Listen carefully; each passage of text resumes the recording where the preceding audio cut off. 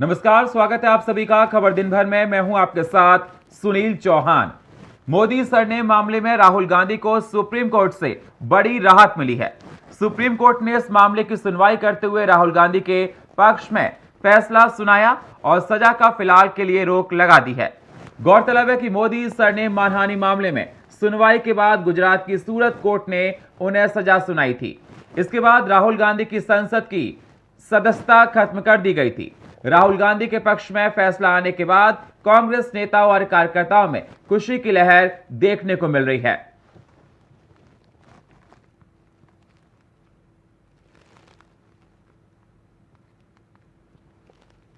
कल नहीं तो परसों सच्चाई की जीत होती है। मगर जो भी हो, मेरा रास्ता तो क्लियर है। मुझे क्या करना है, मेरा क्या काम है, उसके बारे में मेरे दिमाग में बिल्कुल क्लैरिटी है। जिन लोगों ने हमारी मदद की और जनता ने जो प्यार और सपोर्ट दिया, उसके लिए मैं बहुत बहुत धन्यवाद करता हूँ। सच्चाई की वो गूंज जिसकी सबसे ज्यादा आवश्यकता है, सच्चाई की वो आवाज, निर्भीक निडर वो आवाज श्री राहुल गांधी की फिर सुनाई देगी, सरकार को जवाबदेह बनाते हुए और प्रजातंत्र की रक्षा करते हुए। क्या राहुल गांधी एक बार फिर से जब नो कॉन्फिडेंस मोशन पे चर्चा होगा तो राहुल गांधी उसमें स्वाभाविक तौर पर शिरकत करेंगे? श्री राहुल गांधी की डिस्क्वालिफिकेशन ऑटोमेटिकली आज से चली जाएगी।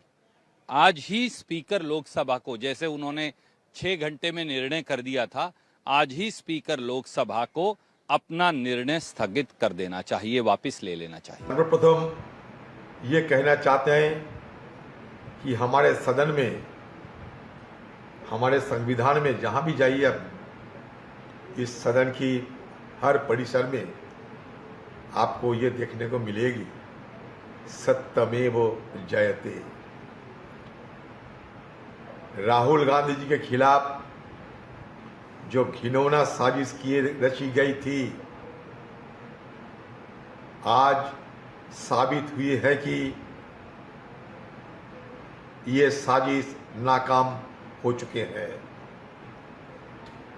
आज सुबह प्रार्थना किए थे हम सब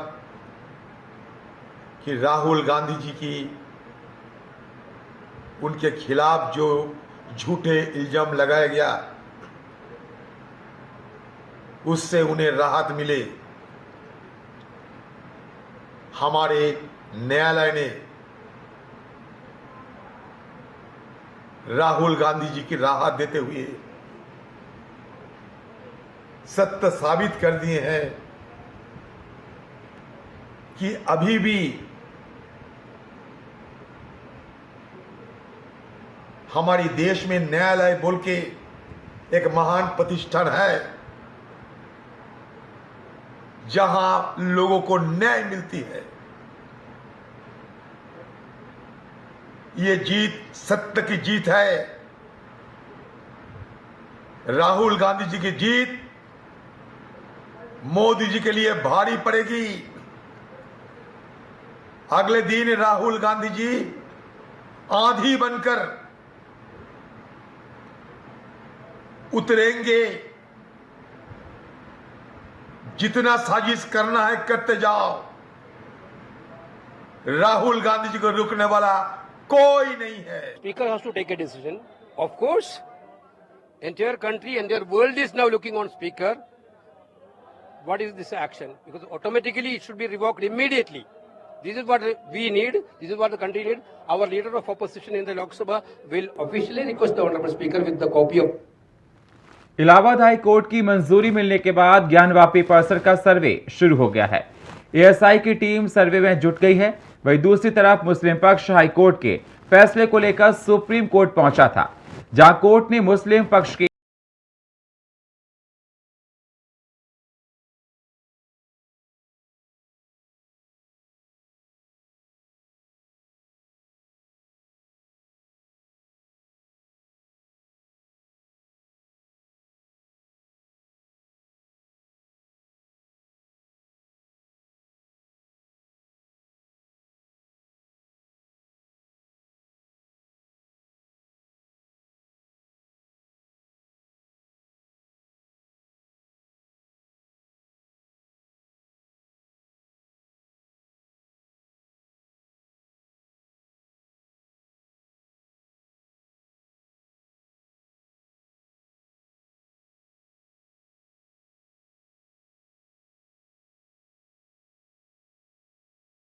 घंटे 2 दिन की नहीं है। पहले दिमाग में मेकअप कर लीजिए, यह सर्वे लॉन्ग टाइम तक चलेगा। आप लोग भी रिलैक्स हो जाइए। सुबह 7 बजे से कार्रवाई शुरू हुई है, बिना बाधा के एक एक बिंदुओं पर गहराई से जांच कर रहे हैं। 40 की संख्या है, 4-5 खंडों में हैं और आराम से कर रहे हैं। वो पढ़े लिखे लोगों को आप छेड़छाड़ ज़्यादा नहीं कर सकते, वो आराम से कर रहे हैं। मशीनरी तकनीकी है उनके पास, कर रहे हैं। अभी लंच ले ली गई है 2 घंटे के लिए, और हाँ आज मुकदमे में तारीख भी है, इसलिए वहाँ पेशी में जाना आवश्यक है। और आप लोग भी रिलैक्स हो जाइए, ये साधारण सर्वे जैसा नहीं है। अब अंदर एएसआई अपने कार्य को जो है आगे बढ़ा रही है सिस्टमेटिक ढंग से। उनकी जो यूनिट 4-5 यूनिट बनाए हैं, उस परिसर के चारों कोनों पर वो अपनी कार्रवाई प्रारंभ कर चुके हैं। सर्वे का कार्य जो आगे बढ़ रहा है, जो भी उनकी अपने सिस्टम है, टेक्नोलॉजी है, मेजरमेंट है, वो सब लोग कर रहे हैं। जिन बिंदुओं पे महसूस कर रहे हैं वहाँ सर्वे कर रहे हैं। कुल मिला के सर्वे सकारात्मक रूप से और सौहार्दपूर्ण तरीके से चल रहा है। शासन प्रशासन की भी व्यवस्था, सुरक्षा की भी व्यवस्था वहाँ पुख्ता है, अच्छी है। कुल मिला के बहुत ही अच्छे ढंग से एएसआई अपने कार्य को आगे बढ़ा रहा है। एक तरफ हाईकोर्ट के फैसले से गदगद हिंदू पक्ष सर्वे में शामिल होकर जहां टीम के साथ अंदर मौजूद है, तो वहीं दूसरी तरफ फैसले के खिलाफ मुस्लिम पक्ष ने सर्वे में शामिल होने से इनकार कर दिया है। साथ ही हाईकोर्ट के फैसले के खिलाफ एक बार फिर से मुस्लिम पक्ष सुप्रीम कोर्ट पहुंच गया है। वहीं सर्वे पर मुस्लिम पक्षकार मुख्तार अहमद अंसारी ने इंडिया वॉइस से बातचीत करते हुए ये दावा किया कि वजू खाने के पास उर्स की जगह उनकी है, जो बहुत पुरानी है। साथ ही सीएम योगी के बयान पर कहा गया ये सब केवल चुनावी जुमला है। योगी के मंत्री इस पर क्यों नहीं बोल रहे हैं? भाई देखिए, एएसआई सर्वे शुरू हो गया है, वो करें। हमारे मुस्लिम समाज की तरफ से जो अंजुमन इंतजामिया है, उन्होंने सुप्रीम कोर्ट में रिट पिटीशन किया है। अब उस पर सुनवाई है। अब जैसा होगा देखा जाएगा। हम लोगों इसमें कोई भी शामिल नहीं है। वो हमारा फव्वारा था और वादीगढ़ के पास कोई ऐसा एविडेंस नहीं था कि वह लोग मुकदमा चलाएं। तो इन लोगों ने एक नक्शा बनाया साजिश का, और साजिश करके इन लोगों ने ये कह दिया कि वो शिवलिंग जैसा आकार है, जबकि जांच हो रहा था। एक वकील यहाँ से गायब हो गए और गायब होकर अदालत में 60 एप्लीकेशन देके उस जगह को सील करा दिए। हम लोगों को वजू में बहुत दिक्कत हो रहा है, वो ये मामला है। योगी जी वो ऐसी बात कर रहे हैं, तो जो उनके 4-5 मंत्री हैं उनको अपना दूध बनाकर मुस्लिम समाज के पास हम समझते हैं उनको भेजना चाहिए। बहरहाल कोर्ट के आदेश के बाद सर्वे शुरू हो चुका है, लेकिन अब देखने वाली बात ये होगी कि अगर सर्वे हिंदुओं के पक्ष में आता है और कोर्ट हिंदुओं पक्ष में फैसला सुनाती है, तो क्या मुस्लिम पक्ष इसे स्वीकार करता है या नहीं? विकास दुबे, इंडिया वॉइस, वाराणसी।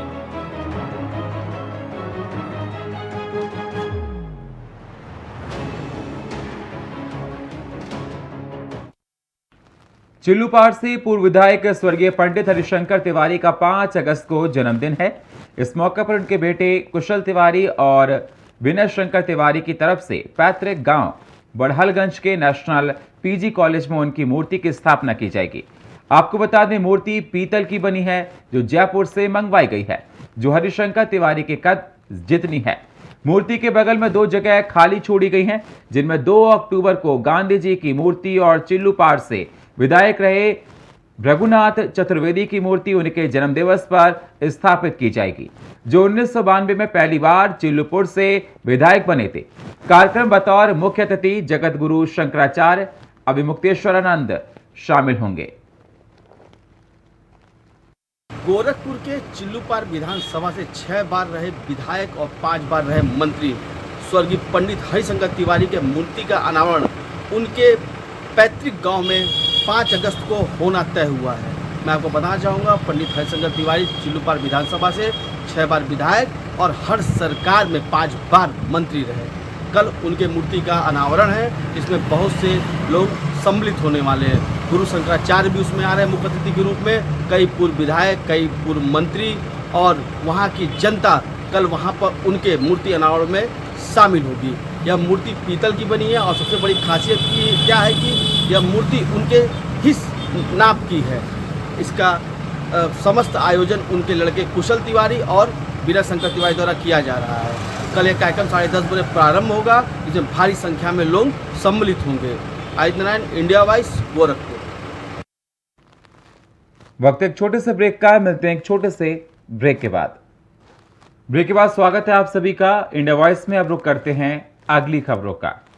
जगत गुरु स्वामी रामभद्राचार्य जी ने ज्ञानवापी, नुहिंसा और अपने शिष्य बागेश्वर धाम के पीठाधीश्वर पंडित धीरेन्द्र शास्त्री को लेकर इंडिया वॉइस से खास बातचीत की।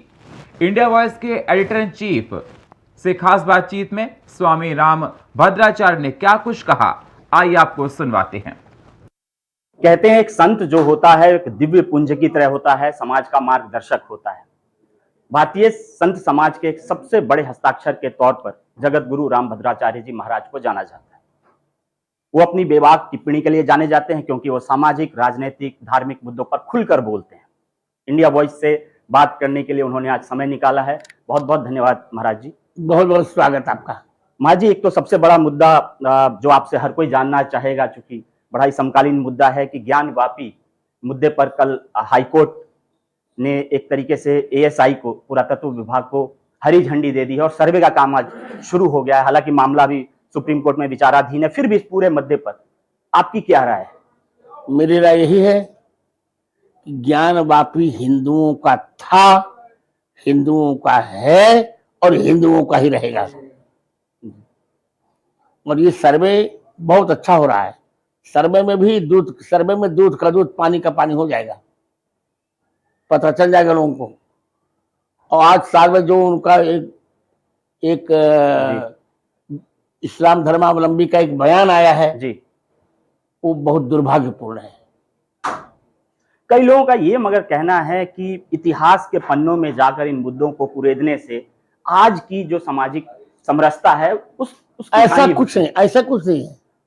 समरसता का अर्थ है अपने अधिकार की रक्षा करना। जी गुरुदेव, हम अपने अधिकारों को कितना कुचलते रहे जी, हम और कुछ तो कह नहीं रहे हैं जी।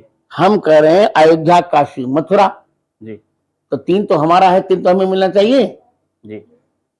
ये समरसता की बात की जाती है। मैं कह रहा हूं वो मक्के में राम मंदिर बनाने की इजाजत दे दें, हम उनको ज्ञानवापी के लिए कह देंगे। जी। सभी लोग हमसे समरसता करते, उसी क्यों नहीं कहते? नोहे में क्या हुआ अभी अमेरिका और हरियाणा में आपने देखा कि नहीं देखा? जी। हिंदू क्या अपराध कर रहे थे हिंदू लोग गए थे अपने मंदिर में ना, उतने में इतना नरसंहार कर डाला गया, खून की होली खेल ली लोगों ने। उस मुद्दे पर मैं आऊंगा महाराज जी, क्योंकि उसमें कई पक्ष हैं। मगर मैं ये जानना चाह रहा हूं, कई लोगों का ये भी तर्क है कि इस तरह के मुद्दे उठाकर, क्योंकि आज भी देश में कई बेरोजगारी, गरीबी जैसे कई सामाजिक मुद्दे हैं, इन सब मुद्दों देखिए से ये होता है कि बाकी सामाजिक मैं एक बात कहने जा रहा हूं, अधिकार खोकर बैठ रहना जी, यह महादुष्कर्म है। न्यायार्थ अपने बंधु को भी दंड देना धर्म है। तो हमें अधिकार तो चाहिए जी। कि क्या हम अधिकार विहीन होकर, परतंत्र होकर रोटी खाते रहे? रोटी मिलनी चाहिए हमारी, पर हमारे अधिकार की। मगर आप ये मानते हैं, चूंकि ये मामला भी सब जुडिश है, न्यायालय के अधीन है, आप ये मानते हैं कि भले ही किसी का पक्ष हो, मगर जो न्याय का रास्ता हो, न्यायालय का फैसला हो, वही अंतिम हो? निश्चित, और वह न्याय का फैसला हमारे पक्ष में जाएगा। ये आप किस आधार पर कह रहे हैं? कि अपने तपः पुंज के आधार पर, अपनी साधना के आधार पर, अपने निर्दोष विल पावर के आधार पर। जी। ज्ञानवापी के बारे में आपके अपने धर्म शास्त्रों से जुड़े हुए कोई बात आप बता सकते हैं, कोई ऐसी चीज? चूंकि अयोध्या मामले में भी आपकी जो टेस्टिमनी थी बहुत क्रूशियल थी, इस मुद्दे पर क्या आप कुछ ऐसा है जो धर्म जब कोर्ट कहेगी तो बताएंगे। फिर भी आपका क्या पक्ष है कि वहां पर क्या था? वहां शिव मंदिर था, शिव जी थे और एक सुंदर कुआं था, जिस कुएं का जल पीकर मूर्ख व्यक्ति भी प्रतिभावान हो जाता था। आजाद चंद्रशेखर ने भी ज्ञानवापी का जल पिया था जी। और मैंने स्वयं ज्ञानवापी का जल पिया है जी। जी। एक सवाल ये भी उठता है कि अब चूंकि लोकसभा चुनावों की आहट है, वैसे समय में इन सब मुद्दों का आना, कई लोग इसे राजनीतिक के तौर पर राजनीति से देखिए, ऐसा कुछ नहीं है। सब कुछ ईश्वरीय विधान से हो रहा है जी। यथा समय सब कुछ चुनाव, इससे चुनाव का कोई लेने देना नहीं, हमारा अधिकार है, हमें चाहिए। अयोध्या में भव्य राम मंदिर बताया जा रहा है, अगले साल तक उसका वो हो जाएगा, बताया तो गया, बाकी सही है। और उसी समय मेरा अमृत महोत्सव भी होगा जी। मेरा 75वां वर्ष शुरू हो रहा है उसी समय, 14 जनवरी से 22 जनवरी, उसी समय रामलला गर्भगृह में प्रवेश करेंगे। हमने रामलला के पक्ष में गवाही दी थी, तो लगता है कि मेरा अमृत महोत्सव रामलला ही मना रहे हैं। तो बड़ा सुखद संयोग मानते हैं? सुखदतम संयोग मानता हूं मैं। जी, एक मुद्दा इससे हटकर और है जिसकी चर्चा पूरे देश में हो रही है। हरियाणा के नूह में हिंसा हुई, और केवल हरियाणा में ही नहीं है, कई और जगह इस तरह से हिंसा की खबरें आ रही हैं। मणिपुर में भी आपने देखा इस तरह, ये धार्मिक जातीय जिस तरीके से तनाव बढ़ रहा है देश में, क्या लगता नहीं है कि संत समाज को आगे आकर? संत समाज तो आगे आ ही रहा, हम तो बार बार कह ही रहे हैं कि अपराधियों को दंड देना चाहिए, पहले नहों को निपटाएं। और मणिपुर में भी राजनीति की जा रही है। वहां पर जब सीबीआई की जांच की बात की गई, कपिल सिब्बल ने विरोध कर दिया, नहीं, सीबीआई की जांच नहीं होनी चाहिए। अरे क्यों नहीं होनी चाहिए?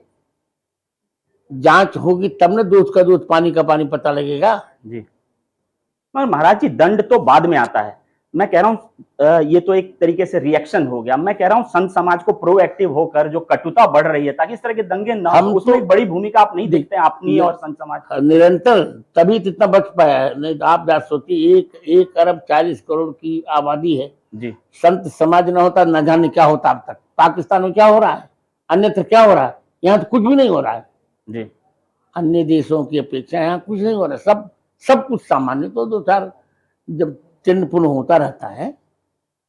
मगर बात यह है, कहा यह जा रहा है, चूंकि आप हिंदू धर्म के संत गुरु हैं, कहा जा रहा है कि हिंदू धर्म जो है सहिष्णुता पर आधारित है। मुझे सहिष्णुता की व्याख्या पहले आप समझाइए। बर्दाश्त करना नहीं, अपने अधिकार की रक्षा करते हुए दूसरों की अस्तित्व को सहन करना, ये सहिष्णुता है। स्वाधिकार रक्षण पूर्वक सती अन्योपस्थित सहनशीलत्वम सहिष्णुत्वम। अपने अधिकार की रक्षा करते हुए दूसरों की उपस्थिति को सहन करना, ये सहिष्णुता है। मगर इकबाल ने लिखा था कि कुछ बात है ऐसी हस्ती मिटती नहीं हमारी, सदियों रहा है दुश्मन दौरे जहां। आपको लगता नहीं है कितने साल से, 2000 साल आप बता रहे थे अभी कि 2000 साल से तलवार लटकी रही, फिर भी यह धर्म बचा रहा है? तो कहीं ना कहीं जरूर ये बात रही है कि सहिष्णुता के आधार पर ही रहा है। नहीं, सहिष्णुता के आधार आज हम अगर तलवार भाले लेकर निकलेंगे तो हमारी जो पुरानी परंपरा है, आप समझ नहीं पा रहे हैं। इकबाल ने चाहे जो लिखा हो, हम कह रहे हैं कि अपने अधिकार के प्रति बराबर हम लड़ते रहे। महाभारत की लड़ाई में भी तो अधिकार ही प्रधान था जी। राम रावण युद्ध में भी अधिकार प्रधान था जी। सत्य के लड़ना कोई पाप नहीं जी। और सत्य की विजय अंततः होती ही होती है। सत्य में विजयते ना सत्यम जी। तो सहिष्णुता तो हम तो सहिष्णु ही हैं। यदि सहिष्णु न होते जी तो मजहब के आधार पर बंटवारा हुआ, फिर भी इनको हमने रखा हुआ है। और मैं पत्रकार महोदय में चैलेंज से कहने जा रहा हूं कि जितना सम्मान से जी महाराज जी हमारे यहाँ मुसलमान है, उतने सम्मान से किसी देश में नहीं है जी। ये हमारी सहिष्णुता का फल तो है जी। एक और सवाल ये कहा जाता है, चूंकि हम लोग उत्तर प्रदेश में इस वक्त आप हैं नोएडा में, ये कहा जा रहा है कि उत्तर प्रदेश एक समय सबसे ज्यादा यहाँ दंगे होते थे, फसाद होता था। आज के समय में यहाँ पर दंगे फसाद नहीं हो रहे हैं। कई लोग इसे योगी मॉडल के तौर पर जानते हैं। क्या आपको लगता है कि कुछ फर्क आपको उत्तर प्रदेश में बहुत अंतर आ रहा है? मुझे तो लगता है कि गुप्तकाल का स्वर्ण युग उत्तर प्रदेश में आ गया है। जी, ऐसा कैसे? योगी की शासन की पटता,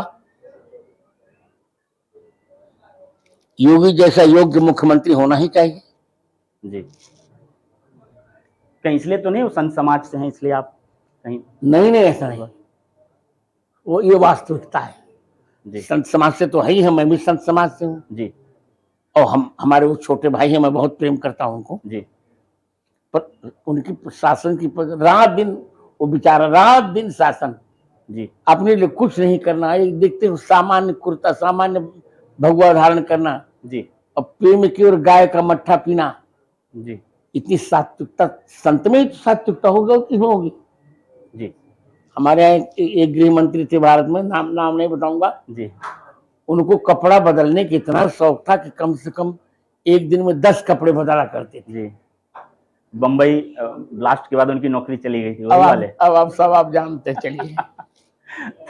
एक सवाल और आजकल जो चर्चा में है संत समाज से, आचार्य धीरेन्द्र शास्त्री बागेश्वर धाम, वो आपके ही शिष्य हैं। हाँ, मेरे शिष्य।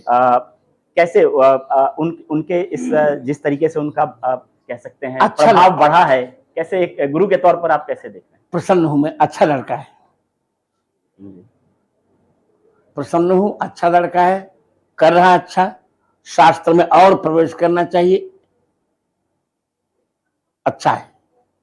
मगर एक वो पर्ची निकालने वाली जो बात है उसका कहीं विवाद होता रहता है कि पर्ची निकालते हैं, तो ये ठीक है, पर्ची तो कहीं कहीं विवाद होते रहता, पर अच्छा है जी। मगर आपको लगता नहीं है कि कहीं से अंधविश्वास बढ़ता? कई लोग नहीं, अंधविश्वास नहीं बढ़ा है, पर्ची उसकी बहुत सही होती है, कभी हो जाता होगा घर पर, सब कुछ ठीक चल रहा है। जी जी जी। तो तमाम मुद्दों पर आपने इंडिया वॉइस से बात की, आपका बहुत बहुत धन्यवाद, आपके दीर्घायु होने के, आपके स्वस्थ होने के, और आपको भी अमृत महोत्सव में आमंत्रित करता हूँ। 14 जनवरी से आपको मेरे यहाँ आना ही है। अयोध्या में 9 दिन तक वहाँ अमृत महोत्सव मेरा होगा, वहाँ सब संत होंगे, वहीं पर मेरे ग्रंथों का प्रधानमंत्री लोकार्पण भी करेंगे। 75वां वर्ष में पूरा प्रवेश कर 75वें वर्ष में प्रवेश करूँ, उसमें आप सबको मैं बुला रहा हूँ। बहुत बहुत आशीर्वाद। आमंत्रण देने के लिए बहुत बहुत धन्यवाद। आप शतायु हो, दीर्घायु हो, स्वस्थ रहें, यही कामना है हमारी। तो इंडिया वॉइस से बात कर रहे थे जगत गुरु रामभद्राचार्य जी महाराज, जो हमेशा की तरह तमाम मुद्दों पर बहुत ही बेबाक तरीके से उन्होंने अपनी बातें रखी। धन्यवाद।